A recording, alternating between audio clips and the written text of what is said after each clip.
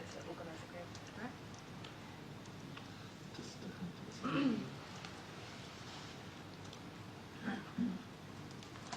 I'm literally here. We might skip, yeah. I haven't heard it yet, so I wouldn't be able to have a good detailed question. And then, right in here. No, not that one. The novel. The novel coronavirus, I think you'll find they did. Craig gets it. I liked it. Yeah. I'm just moving on from that specific joke. Thanks, David. Oh my Yeah. God. Yeah. AKA David Singleton. Does he say so? Mine. Ah. Mine. I'm not heading today. Yeah.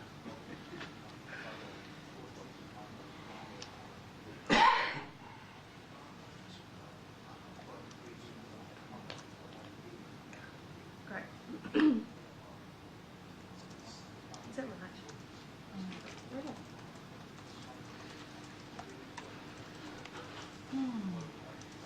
So, those other ones that were sort of lips and not messy.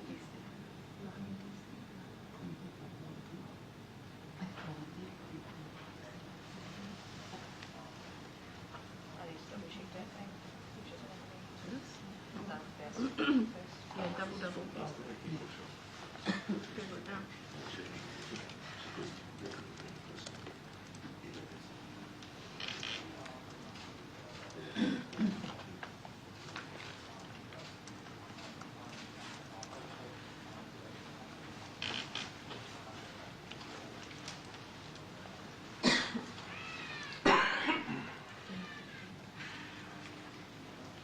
Oh, that's a great fact.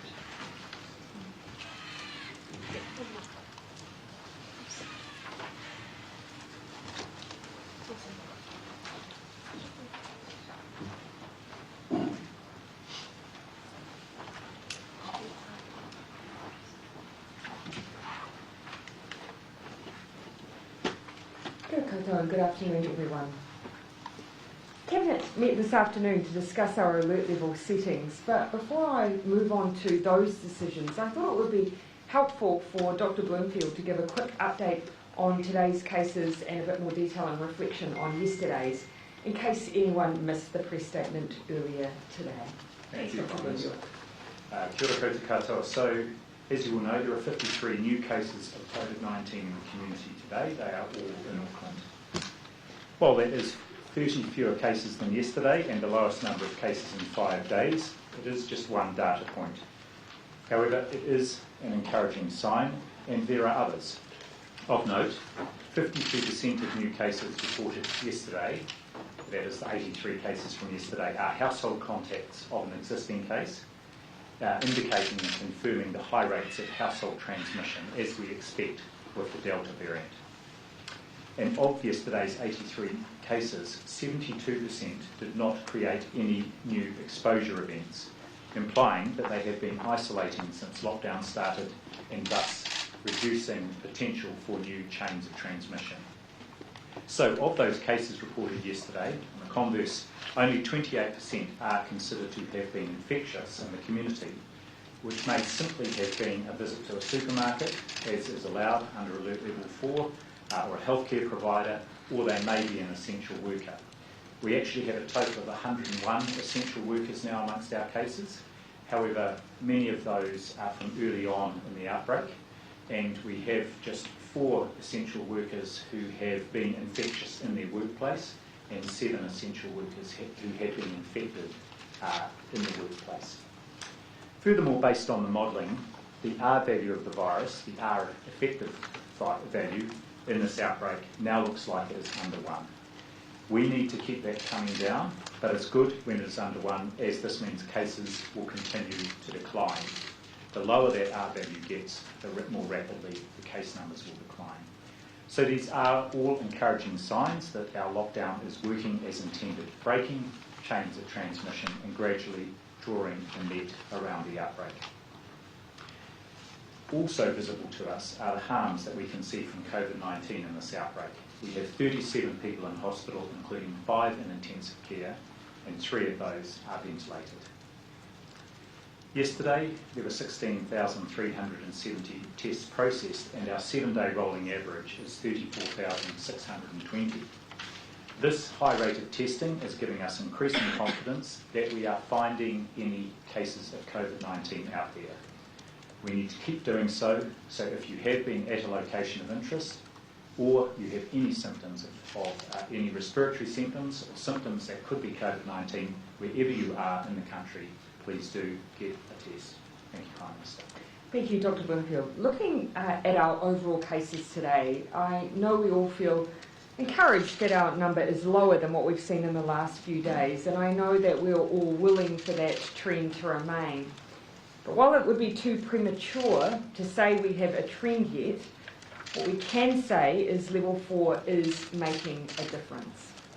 We are seeing a decrease in cases outside of households, a decreasing number of locations of interest, and the reproduction rate reducing. Now, all of that helps, but the job is not yet done, and we do need to keep going.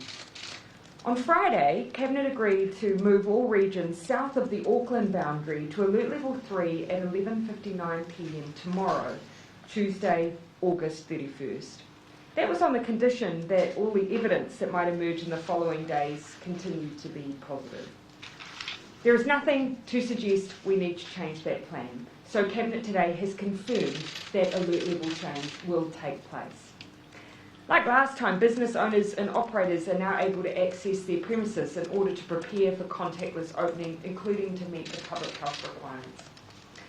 Just to confirm why we're comfortable with that alert level shift from Tuesday midnight, wider wastewater testing in Christchurch has not shown up any further positive results, meaning the positive results last week we believe can be most likely attributed to cases in managed isolation facilities in the city.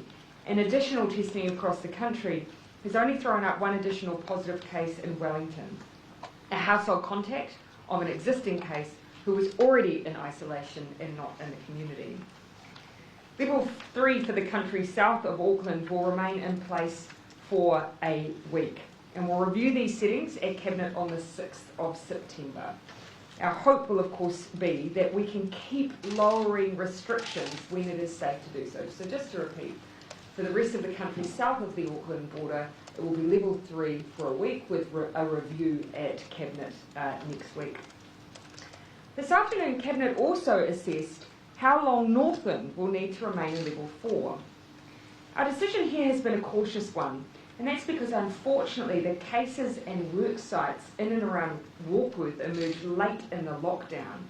Now that was not the case for Wellington, for instance, where we had well over a week to monitor contacts and cases and ensure we didn't have spread. We just haven't had that level of time for the cases we're concerned about in Warkworth and with possible contacts beyond. Once we have that same level of reassurance for Northland, we feel confident to move alert levels. Now, additional wastewater testing at over 20 sites in Northland are due on Thursday. In addition, further testing from contacts across Northland, and we had a number of contacts across Auckland who have been at locations of interest, and some that relate to some more recent work sites. Some of those further tests will be available in that time frame as well. If these are all clear, the Director General and Cabinet has agreed to lower Northland to alert level 3 at 11:59 p.m. this Thursday. So again, just an indication of our intention here if all of those tests come back clear. I know many in the north will be interested in what this means for transport corridors at that point. A reminder that at level 3 there is still no interregional travel. The only movements into a, for instance, level 4 environment, such as Auckland, would be for essential work that is already occurring now, and for that to occur you will need a travel exemption. If it's for a wider issue, you will need an exemption in order to pass through that border. So very little movement is expected in a level 3 environment. That then brings me to Auckland. We indicated on Friday what we believed was the most likely scenario for Auckland, based on the size of the current outbreak, based on the number of daily cases we're seeing, and based on the need to see a sustained reduction in cases before moving alert levels. Auckland will remain at alert level 4 for another 2 weeks. Cabinet will meet again on Monday the 13th of September to look at our next steps for Auckland. Now, to move Auckland down a level, which is our absolute goal, we need to be confident we don't have Delta circulating undetected in the community. And we need to be confident that any cases we may have are contained and isolated. As we saw from this outbreak, it only took a week for one case to spread across the city. And that's why we're working so hard to get this right. And I know everyone in Auckland knows we are just not there yet. We are making progress though, and that is one message I want to leave today. The sacrifice everyone is making is incredibly important, and it is making a difference. Yesterday I received this graph. The red line shows what would have happened if we hadn't moved hard and fast into level 4. Now, it's a little difficult for you to see perhaps the numbers on the side, but it tells us that the daily case numbers are literally off the charts, and that without level 4, some modelers estimate that the number of new cases today could have been around 550. The lines underneath tell us the different paths we could still follow. At the moment, we're tracking roughly in about the middle of those options, and where we finally will land and when we'll land there is not yet clear. That doesn't mean we are powerless. The more we do to limit our contact, the faster we exit these restrictions, and more importantly still, the more lives we save. You'll have heard today Dr. Bloomfield mention the number of people in hospital. It is a number that each day is reported to me, reminds me of how serious this illness is. In the same way, I'm reminded when I read the figures out of the United States, where the daily average hospitalisations for COVID-19 are more than 100,000 people, similar to where they were in their last winter peak. We may not see it in our headlines as often, but the world over, countries and their people continue to battle this vicious virus. And now we have hundreds of people battling this virus in our country as we speak. Our job is to limit how many people have to face that as much as we can. My final message is really for all those outside of Auckland. Please remember that level 3 does not mean freedom. It means caution. It means staying in your bubble. It means distance. It means contactless transactions. And I will spend a bit more time going over that tomorrow. But while you're here, and while you're preparing to move into level 3, Auckland is doing a huge service for all of us. And not just now, but throughout this pandemic.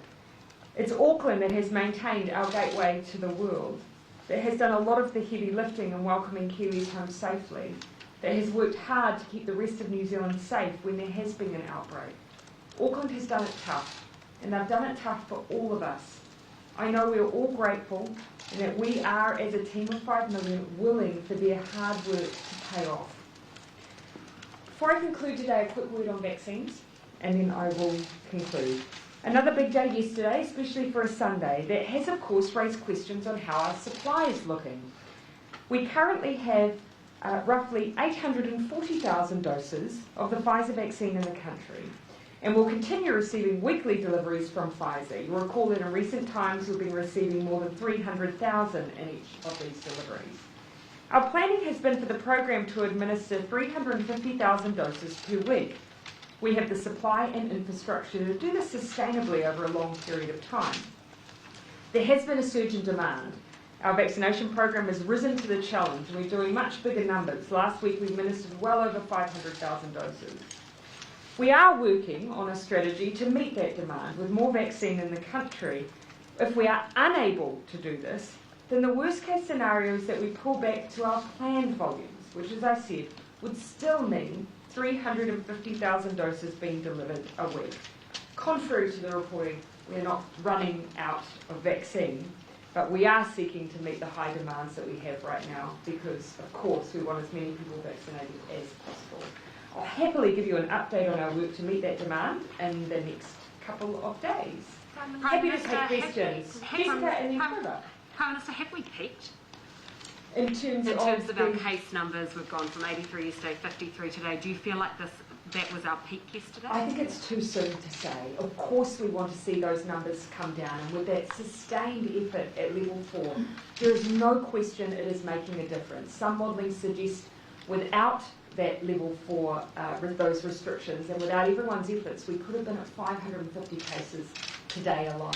So it is making a difference. Whether or not we're now plateaued and moving down, we do need a bit more time, I think, to feel reassured of that. Yesterday you indicated... I'll let you finish your screen and we'll flip over to it. Dr. Bloomfield, what's your message around the woman who died following the Pfizer vaccine? What do you think is important to point out to people with that? Well, 2 or 3 key things. The first is this is a known very rare side effect with the Pfizer vaccines, and we had MedSafe had put out an alert around this over a month ago, and in fact I pointed everyone to that here in one of the stand-ups. The risk of myocarditis after the vaccine is a lot lower than risk of myocarditis after being infected with COVID-19. So that's another point I'd make. And the other key point is, and the reason we have put this out there, is to make people aware that this has happened, but also to make sure that people being vaccinated and our health professionals are aware that if someone does present with chest pain or a bit of shortness of breath or palpitations, and they have recently been vaccinated, then they should look into that. And that's what part of the reason we've been very open about this case. And also it's of great interest internationally as well, because it's one of the few cases where we've got the full range of evidence around the side effects and then able to explain the step. I do want to, of course, give my condolences to the family. They have been fabulous in supporting us to investigate this case and get this information out so that it can be useful for the wider public. And clinicians especially, I think they were focused on. Yesterday, Prime Minister indicated there could be further level 4 restrictions. What further restrictions are you considering and when? And Dr. Bloomfield, how concerned are you by transmission among essential workers? Yeah, so what we indicated is that we are looking at, in those cases where we have, for instance, seen a small number of instances with transmission between workers at work sites. We're talking, though, roughly 4, so very small. But what we want to do is see whether or not there's anything that could be done in the guidance we give, particularly to employers who are operating in level 4, on how they can do that safely and prevent that from occurring. Now, already they use PPE, they use social distancing, they are cautious because it is a privilege to be open at level 4. But we're seeing if there is more that we could add in that guidance, and of course continuing to check whether or not those workplaces that are open indeed should be.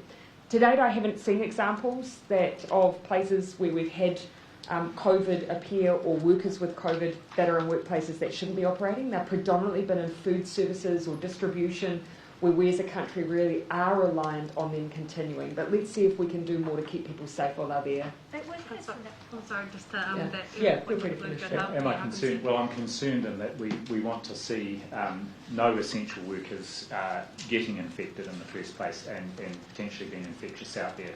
So one of the things we're turning our efforts to over this next 2 to 3 days is to have a really deep dive on each of those cases to see exactly what happened there, and that will support any further advice. And we can ask for that, any further advice to employers who have essential workers out there, just to see if there's anything we can do to strengthen the measures in place and reduce any residual risk there may be. Because I said yesterday, it's not just the work practices when someone's, for instance, on the factory floor or out in the workplace itself, but what kind of practices people are engaging with even on the way into their workplace or in a cafeteria or while they're donning and taking off their PPE. So right down into that level of detail, because that's what Delta requires us to do. That worst case scenario of dropping back to 350,000 vaccines a week.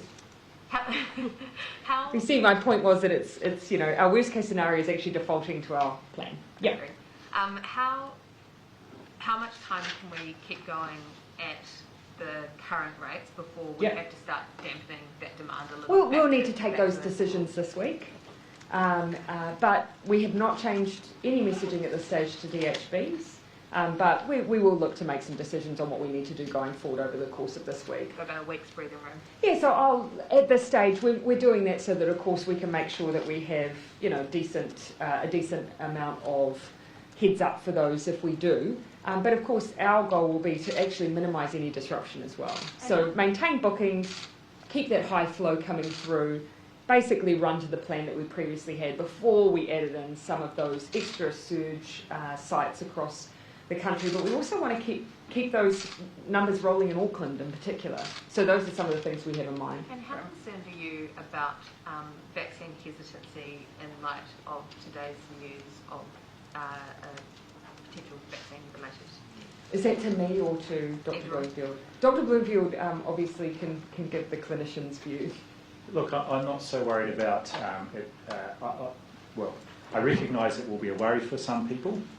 I do want to reassure people that there's very clear evidence that the vaccine is a lot safer than being infected with COVID-19. This is a very rare side effect. It's one that we were alert to already, and we've now put out good information to health professionals to make sure they're alert for that. We collect very good information on any adverse effects, and we're not seeing anything out of the ordinary with this vaccine compared with the experiences in other countries. So I can reassure people that the safety profile of this Pfizer vaccine is very, very good. Prime Minister? The most common cause of myocarditis is a viral infection. And so I remember even just, would have been maybe a month or so ago, reading an article about the number of children and young people in hospitals in India with myocarditis because they had COVID-19. So we are still safely offering this vaccine to protect people from that very thing, COVID and therefore the effects of COVID. Prime Minister, what is your response to reports that Pacific families in the Bay of Plenty are being forced to present passports before they get COVID jabs? Actually, I understand that Dr. Bloomfield has a bit of detail on what has happened in that particular scenario that he might wish to share. Yeah, well, the first point I would make is no one is required to show a passport or any other form of identification to be vaccinated. However, if someone doesn't have an NHI number, the process of allocating someone an NHI number can be expedited by someone having identification. And my understanding in this case, this is what was being sought. There was certainly no intention, in my understanding, to single out any particular group. But I just do want to reiterate, no one is required to show a passport or other form of identification, and every person in New Zealand is eligible to be vaccinated, whatever their immigration status. And I think you've seen the DHB apologise very clearly that the incident happened, and for any concern or concern that may have been caused. So was How it many other logistical times? hiccup, was it? I'm sorry? It was a logistical hiccup, was it? Well, it was. It's not. I think everybody in the program is very aware, and we'll be reminding them that no one is required to show identification or a passport or anything else before they are vaccinated. And so this was just an attempt to try and, I think, smooth or expedite an administrative process rather than anything to do with eligibility. The only thing you need to be eligible for a COVID vaccine in New Zealand is to just physically be in New Zealand. That is it. You don't need to present any identification. You don't even need to present any documents to show whether or not you're in New Zealand legally or not. We are not interested. We just want you to be vaccinated. So being physically here is enough, nothing more. So no ID or anything? No, as Dr. Bloomfield has said, if you don't have an NHI number, we want to know that we're giving you your second dose and that we're logging everything. And so, health professionals will go through a bit of a process to try and do that. But there are ways we can do that without any ID. Are you aware of it happening before? No. I do, as I understand, this has been because we've got a specific group of individuals in that region that we are vaccinating at the moment who are not in New Zealand long term. What about Northland? Yeah, sorry, I'll let you finish that question. Oh, sorry. It was, on Northland, why have they been included again? There'll be a lot of people in Northland who say, we're not part of Auckland, it's really annoying, we have to be cut off. Why do they have to wait till Thursday? Well, we have some sites in Warkworth that we have been concerned that if we have cases that emerge from some of those larger work sites, which we have a small group of workers who do live outside of that area, in what we might define as Northland. If we have any outbreak from that work site, we're concerned if we move too quickly, then we'll see the effects of that potentially in the Northland region. So that's the reason. It's got nothing to do with anyone from Auckland's movements. It's really about what we discovered in Warkworth. Had we not discovered that, we would be moving to alert level 3 already with everyone else. The other important note is this, with wastewater testing, with some of the remaining testing coming through, that'll give us extra confidence as well. But given it's a route where actually people are transiting through those areas and may have had contact with those cases potentially, we just wanted to be really cautious. Prime Minister, are you satisfied with the level of testing in the community at the moment? And is that a possible reason fewer tests, why the case numbers have come down? Oh, well, look, there were times, of course, where 10,000 we would think was a fairly solid number. Sunday has always been a bit lower, but I do want to see really solid ongoing testing numbers. And there will be days where we will have a large number of close contacts, and I think actually that has been over the last few days, where they'll be coming up to us to day 12 testing, which will lead to those numbers coming up again. But I don't think it's fair to say we've got those numbers because we didn't have enough people necessarily tested. But again, I'm not making any judgment from today's numbers. I'll look at tomorrow's, I'll look at the next days, and we'll see what trend emerges. Can we get an update too on quarantine capacity? There's still dozens of people with COVID-19 still at home, not in quarantine. Actually, the advice I had this morning was that backlog's generally been cleared, but of course every day when you have a new lot reported, then you'll use the course of the day to move people in, and we're very careful in the way that we do move people. So my understanding is that that is clear. We have people today moving into one of the 2 additional facilities that we've brought on since this outbreak. It is fair to say, though, that is, we do have tight capacity for quarantine, and we are looking at other options to be able to manage that. Is anyone quarantining at home? Is that the plan? No, not at this stage. My understanding is that everyone is moving into quarantine still. Just a couple for Dr. Bloomfield primarily. Can you describe to us in detail what happens when COVID is discovered in an essential workplace? And then just also after that, of those 840,000 vaccines in the country, are they sort of dispersed all around among GP clinics and wherever they're going to go, or are they sort of in a more centralised storage at the moment? Bit of both. So I'll respond to the first question there. The process is the same as it is for any case, but there's a very strong focus on anyone who's an essential worker. Those cases are prioritised for follow-up. So if it's in a workplace, as it would be, even if we weren't in alert level 4 and they were just essential workers, we work with the employer to identify all the people associated with that workplace. Usually they have very good records of who's been in there, and of course because we're in alert level 4, it's generally just employees. Although usually the workplace is staff who are potential contacts are stood down. There's an assessment made of what risk there might be, depending on whether the worker was, and they will all be using PPE, but who they may have been in contact with, what the circumstances might be. So there's a thorough sort of assessment of the risk at the workplace, and it may well be that that workplace stops producing or doing what it is doing for a period of time, or in the case of, say, a healthcare setting, and we've had a few of those, staff are stood down, and so replacement staff are brought in until those staff are cleared to return to work. Joe, and on vaccines, it's both. So, of course, as you can imagine, we do have distribution across the network, particularly with GPs and pharmacies coming online. They are distributed across our network, but still we also have some that are centrally held as well. And that 350,000 number, is there any sense in which that might, you might manage to bump that up a bit over the next few weeks? Well, of course, our goal is to be able to move beyond what we had planned by... the amount that's coming in each week. That is, so obviously, as I've said, we've had over 300,000 has been the weekly deliveries that we've been receiving from Pfizer, and what we're working on at the moment is whether or not we can move beyond that. As yours is on this as well. Vaguely. It doesn't have to be. Related.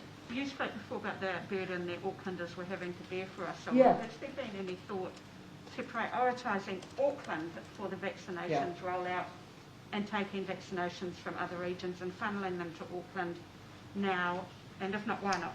So there hasn't been a need to take from anyone at this stage. We've been essentially just meeting the demand, and as you can imagine, there's been good demand in Auckland, but also elsewhere, and we've been able to meet that, and we've been wanting to meet that. What we're working on now is whether or not we can continue that approach.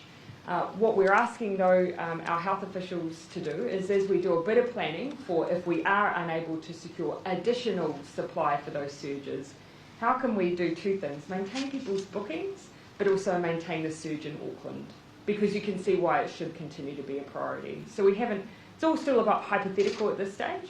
No decisions need to be made today. We're working on those this week, but those are some of the things we want to keep achieving with our rollout. Prime Minister.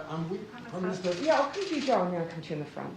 Just following on from vaccinations, what work has been done around both rest homes and situations where immobile people are at home being cared for by in-home care, can't get to a vaccination appointment? Yes. Have you got mobile vaccinators out and about working around this? Yeah, there has been some thought and innovation in this space. So for rest homes, we've been going into facility in order to provide vaccinations, and that's being organised through the DHBs. A variety of approaches for those with disabilities. In some cases where there's been residential care, we've been trying to provide it in the most convenient way possible for residential care as well. In other cases, I've seen some vaccination centres even working to try and provide a space that is low in stimulus and appropriate for those, for instance, with autism. So some real thought going into how we can meet the needs of a range of communities. In terms of some of the more specifics, Dr. Bloomfield, you might have some more on the idea of at-home visits where it's a smaller number, but for residential care, yes, we have been visiting. Yes, so all the DHBs have got a range of options, including if people are essentially not able to get out of their house or their place they live, then they can get a mobile vaccinator there to get them. Because the carers who are looking after these people, who is their point of contact? Should they be trying to do this through rest homes? Because I would have thought that by now, surely people in rest homes, for the most part, should have been vaccinated, shouldn't they? Most Yes, or offered vaccine, of course, because of course residents make the decision as to whether or not they take that up. And so you will have heard us talk yesterday or the day before about the uptake rate in different parts of the country. It's been high. But then there's the question of what do we do if we've got new residents coming in who may not have been, or residents who may have changed their mind and just DHB's doing a bit of a mop-up. So who's that point of contact then for the in-home people? Should they be contacting a local rest home and asking to jump on as part of their service, or should they be contacting the DHB? They should be, actually, if they use Book My Vaccine, or contact the vaccine health phone number through Helpline, they will be able to provide them with advice on that. But no, the people who are receiving in-home care, home and community support services, or who may be in sort of supported living arrangements, separate from aged residential care, they shouldn't be trying to organise it through the aged residential care facility, because most of that was done. In fact, we asked all the HBs to have all those residents at least have their first dose before the end of June, and so that sweep will be now completed. But if they use Book My Vaccine. So I'll just finish on Joe's question then, I've seen some recent updates on some of the strategy around reaching those across the country with differing needs, whether you're in residential care or whether or not it's your in-home support or otherwise. So I wouldn't mind if we just go back to our vaccine team and give you an update on how that's been rolled out across different DHBs. Just lastly on that before we go to Toba, in terms of the 350,000, if you have to peel back to that, are you concerned that people who perhaps have only recently got up the courage to get vaccinated because of what's happened with Delta and they've seen the ramp up and they've seen people be confident in it, then get an appointment that's way down the track because appointments will become staggered if you drop back to 350,000. Are you worried about the message that might send to people who have only just got up the courage to go and do it? Well, that's a hypothetical that I'm not yet confronting because we're working very hard to see if we can find ways to continue to meet the fantastic demand that we have.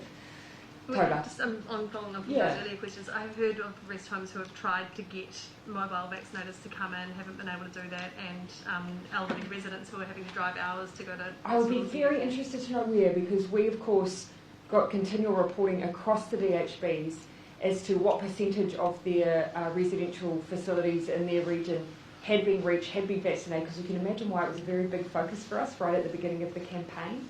And they provided details that basically everyone would be offered the opportunity by, it was around the June, July mark, if I can recall. So happy to go back and check a specific facility if they have had issues. I wonder if it's the issue of returning a second or third time, perhaps. I'm not sure. Prime Minister, Yeah, sorry, I did promise that we'd come to you, Bernard. when do you expect to be able to open up fresh MIQ spots? This is beyond the emergency ones. Yeah. Because it was closed on Sunday. Yes. And it was supposed to be a few days, and it doesn't seem to be open. Yes, no, it hasn't. So this is, most people actually probably assume that what we do is roll out all of the numbers through to the end of the year, and once they're filled, they're filled. That's not the case. As you've indicated, we do continue to release vouchers.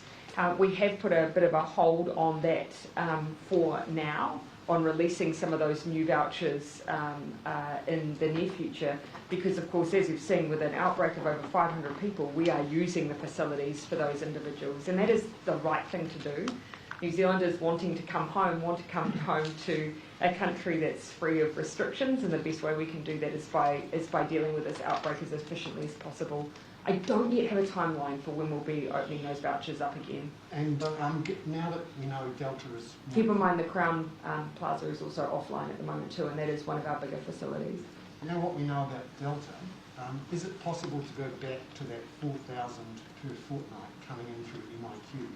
Or will you have to reduce the numbers to reduce the risk of breach? Well, what we've done to reduce the risk has been to change up the way we're operating in those facilities. Cohorting, for instance, as much as possible, bringing people in on similar dates and releasing on similar dates. Of course, vaccination of our workforce, the testing regime we use. In this point in time, we're looking at whether or not there are more things that we should do, more innovations to try and, again, just add extra layers of protection. And so we're getting advice on some of those for MIQ. At the moment, it has not included reducing down the numbers, because actually it only takes one. And people may have thought, for instance, that Sydney, at the time that we were putting people into quarantine, they may have considered it low risk. So it's actually about being vigilant regardless of the number you have coming in. What is clear, though, is our ability to expand that number is very limited. We just don't have the workforce to do it. But the Australians did halve their number coming in after their breach. They did. But, as I say, it takes one case.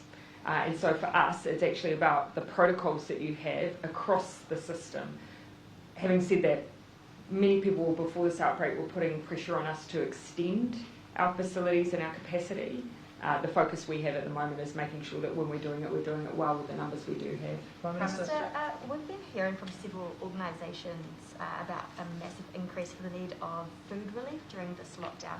Auckland's facing another 2 weeks of this, and for some people that's pretty scary. Facing, sorry? 2 more weeks at least. Yes. And that's quite a scary thought in terms of if you're in food insecurity. Is the government considering doing anything to help people in those sort of situations or help food banks? So immediately we put $2.8 million for food essential items support for existing providers, and then a further $7 million has also now gone in as well for those who work across those food security networks. And we estimate that can provide up to 60,000 parcels for those who may need it. Also 10,000 wellbeing packs as well. I'd also encourage people to access MSD. They are there for these exact moments and have the flexibility to provide additional grants to people to meet any food-related needs that they have at this time, because we absolutely acknowledge that this is a very tough time for everyone, and that's why that support's available. Just on yesterday's questions asked about how many people in hospital were vaccinated, we now know it's 8 partially vaccinated of 34 yesterday. Can I ask for your reflections? So just the one thing I'd just caution is that person could have been vaccinated a week ago, 4 days ago, and of course the ability for that to have an effect is rather limited with those time frames. So so I was going to ask for your reflections on that, what you take from that, and also that other key stat that we found out yesterday, that 30 of the 34 people in hospital are Pacifica. Is that blind bad luck, or is that a failure of public health? That is COVID-19. That is Delta. I mean, the rates of hospitalisation that we're seeing are high. and it is undoubtedly hitting our Pacific community very, very hard, which is why we as a country have taken this approach on COVID-19 and our elimination strategy, because we knew that if COVID did manage to get into our communities, it would have that devastating effect. So the job we all have upon us now is to do everything that we can to get rid of it. And that's why we're in this position right now with these level 4 restrictions, is to keep one another safe, while of course we're thinking about, unfortunately, the people who are already affected by it. On a separate issue, Judith Collins says the reason that she's come to Wellington for a physical parliament is that she couldn't get agreement on the epidemic response committee coming back. Why was that such a no-go zone in those discussions? Well, actually, we actually worked really hard on a solution to allow a virtual version of the House with the National Party. Then when that agreement, that option was presented to the Business Committee, it was then not agreed to. And so the Epidemic Response Committee, you'll remember, was created because the House was suspended and Parliament couldn't meet and there was no question time, for instance.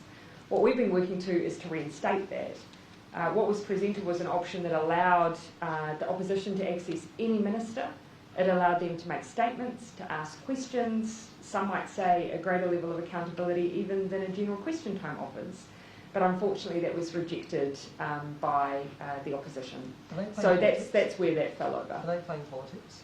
Well, my preference would be to opt for a virtual option because it does the same, if not more, than an in-person version of the debating chamber. Select committees can still meet, so that's still happening. All of the other business of Parliament can continue.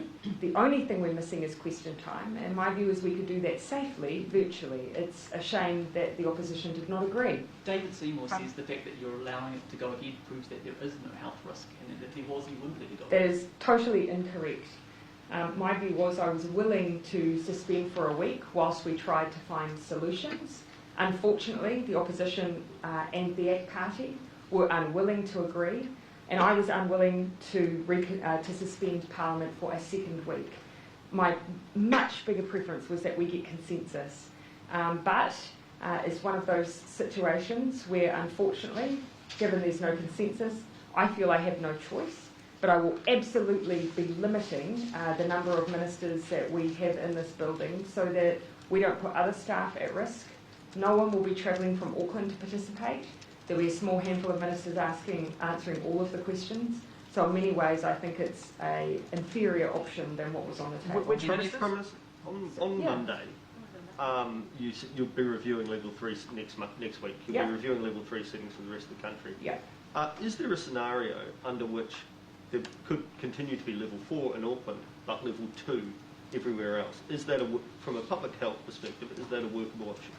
Well, we've had split boundaries many times before. Have we had level 4, level 2? We haven't. We've had 3 in level 2. So we have had a situation before where you've got one area that's got no interregional travel alongside an area where there is. So we have had that principle before.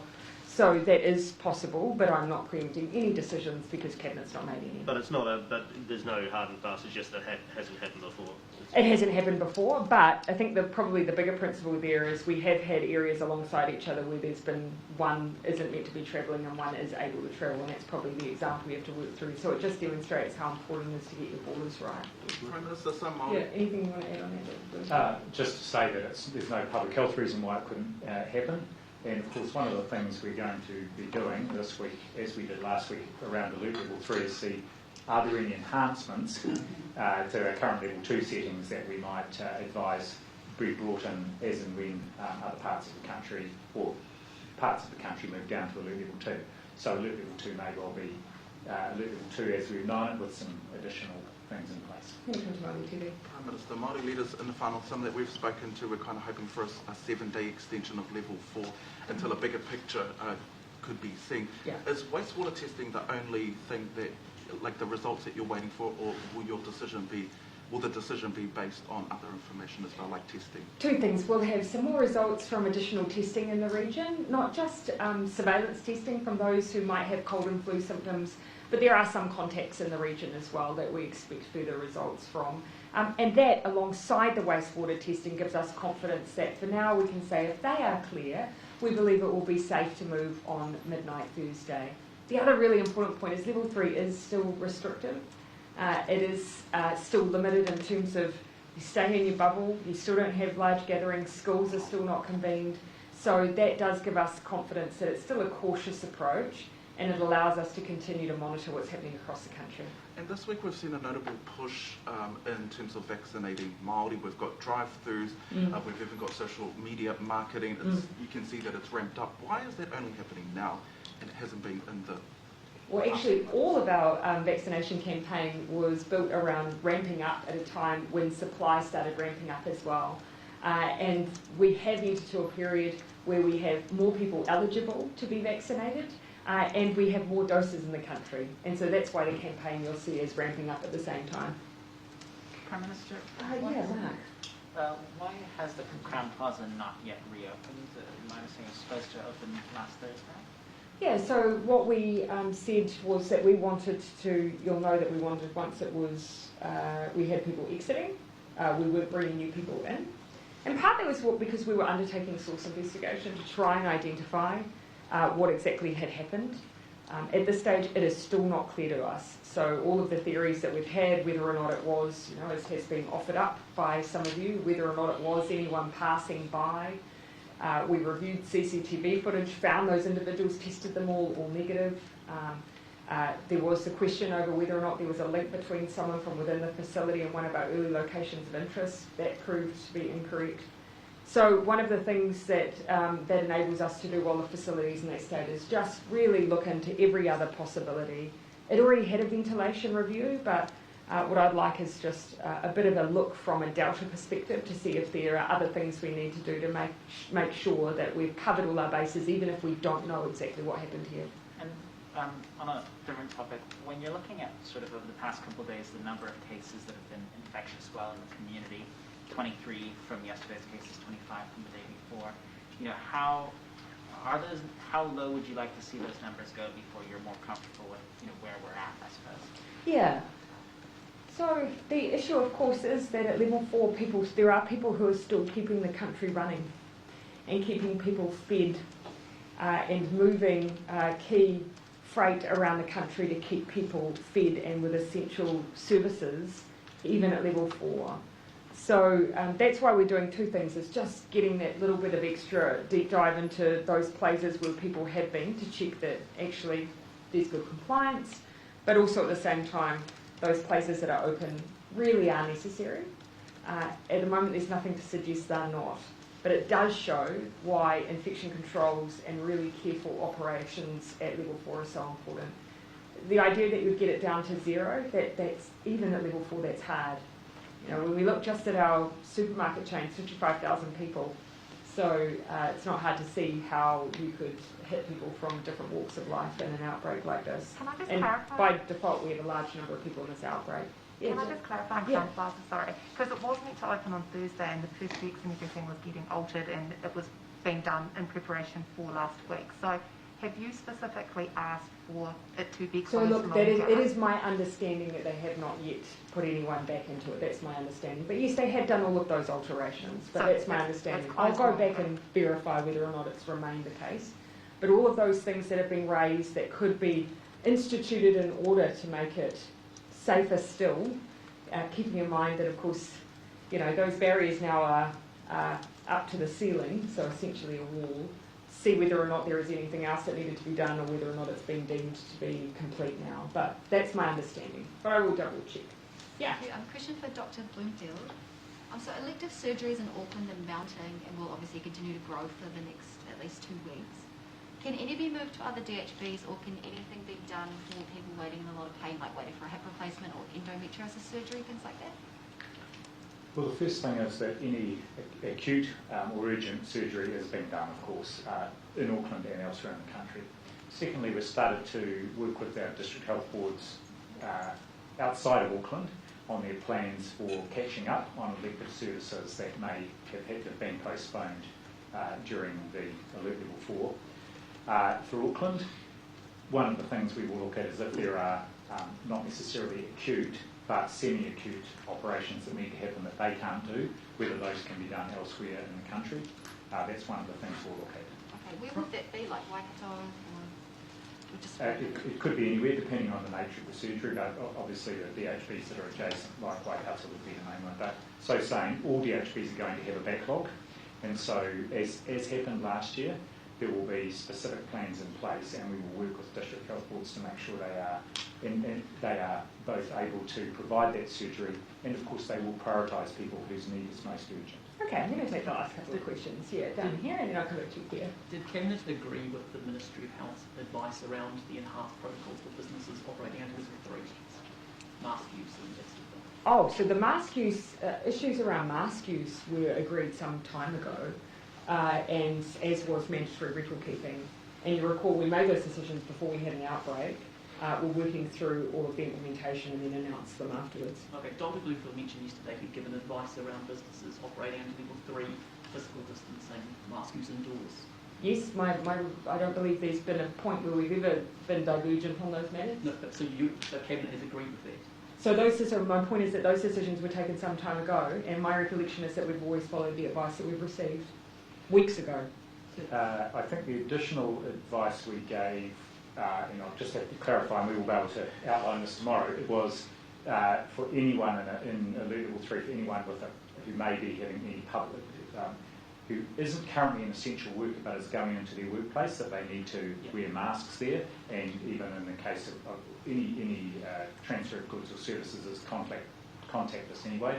We're just added in that additional measure to reiterate the importance of mask use in alert level 3. I think the important point for me is, well, I don't believe we've received any advice that we've rejected. So it might be that it's still in a process, but we've tended to stay pretty closely to what we're advised on these things. Yeah, Claire. Hi, can you just go through again where the vaccination clinics are asking people for ID? Because I've had a few messages from people who went to a centre in Auckland who have said that they were asked for ID when they went. So, if you go to a vaccination clinic and you don't have identification, you will be vaccinated. No one should be asking for ID as a way to access a vaccine. In some places, people may be asking ID to establish an NHI number, to hasten the administrative process, but it is not a prerequisite for you to be eligible for a vaccination. We understand that. So yes, Claire. Sorry. At some point, when vaccination status becomes relevant for things like passports and travel, how will people be able to prove that they have had a vaccine? So we do, of course, register the fact that you've had a vaccine. We've got a case that was being raised with us where someone didn't have an NHI number, and so that's where someone's used ID to try and establish an NHI number for that very purpose. So later they can go back and find a record that they've been vaccinated. But if they haven't shown ID to prove it's them? So they can search through your records and identify who you are, ask for things like date of birth. That's certainly the process I've witnessed. So every person who is getting vaccinated, a link is made to their existing NHI number if they have it, based on name and date of birth. If they don't have an NHI number, one is created, and then that allows the COVID immunisation register to link with other health databases. And at the moment, if anyone needs proof that they have been vaccinated, for example, to travel overseas, the Ministry of Health provides a letter signed by the director of the vaccination program to confirm that they have been vaccinated, and it has their name, date of birth and NHI number. Yeah. Was anyone here asked for their ID when they were vaccinated? Well, yeah, we had 2 bookings today, and the people... No, I mean the people who have been vaccinated. You were? No, I wasn't. So yeah. Might just be me. Yes, down the back. The people who were making the bookings have told us that they were told to ask for ID or tell the person to bring ID on the day.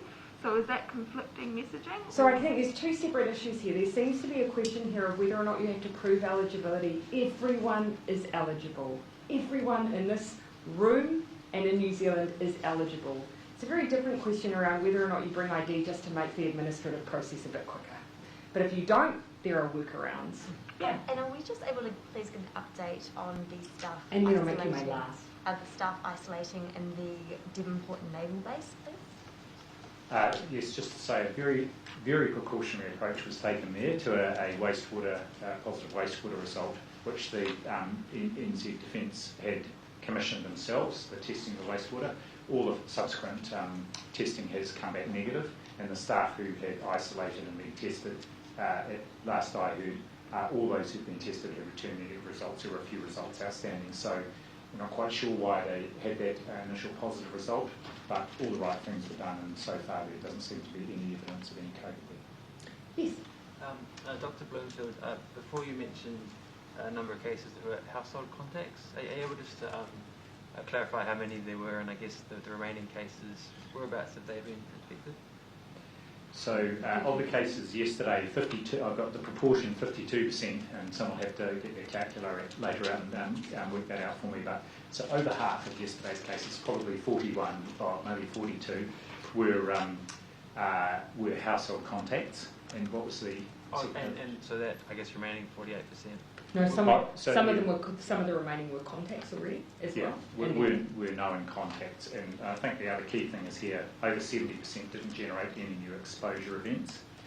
And the other thing we're going to do, and we'll try and in the next hour or two provide an indication of this, is work out how many household contacts there are, and therefore a likely range of additional cases we would expect, especially with Delta, which has got high infectivity in the household setting. So given the number of cases we've got and household contacts, it will help us just give an indication of the number of additional cases we might expect over coming days. And so just with the, I guess, this outbreak, are you able just to describe some of the symptoms and experiences you're seeing in some of the cases, and obviously with it being Delta, if there's any differences you're seeing from previous outbreaks, and also obviously having more people vaccinated this time around. Are you seeing any differences at this stage? So I was just looking at this today. There's no evidence of any different symptom pattern with the Delta.